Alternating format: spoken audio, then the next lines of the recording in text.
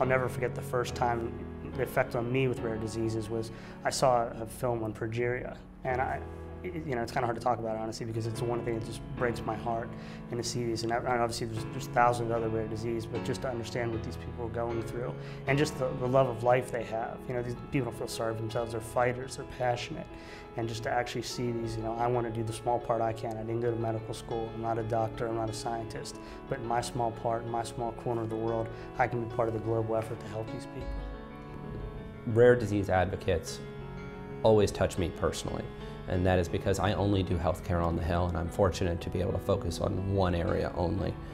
And I know that they're taking time away, if they're scientists or if they're doctors, for the patients they're treating or trying to treat, if they're family members from their loved ones who are affected, and if they're actual patients, that they're taking the time away from their treatment to come and educate members of Congress who may have never heard about their condition. The passage of FAST is probably one of the largest legislative achievements I've had in my 10 years on Capitol Hill.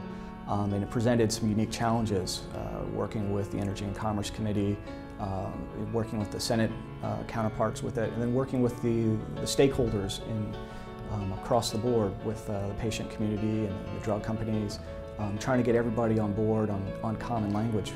It was a worthwhile challenge to undertake, because the end result of that will be reforms at the FDA and more drugs coming to market. And a lot of that wouldn't have been possible if we didn't have the patient community out there constantly beating the drum in support of the FAST Act.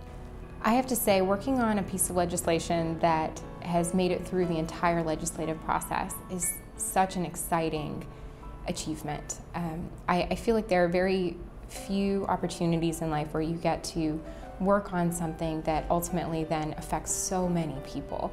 So it was an honor to be working on a piece of legislation that could, hopefully, I think, will have such a huge impact on patients and their families. Well, to be perfectly frank with you, when I first started handling healthcare issues for my boss, I think the very last thing that I was looking forward to, in fact, not looking forward to at all, was handling children's cancer issues. It seemed like, what more depressing subject could one possibly spend their time working on? And as I found out, it's really been quite the opposite. People we meet up here, each person has a story. Each story is very unique, and these are some of the most helpless people in our society. They don't have big name, high-paid lobbyists that advocate on their behalf. These are parents. These are family friends. They are brothers and sisters of the patients, and that's something that really touches one's heart, I think, and in my case that was certainly true, and I know the same goes for Congressman McCall and others members of Congress who have met with families who've been affected by this issue.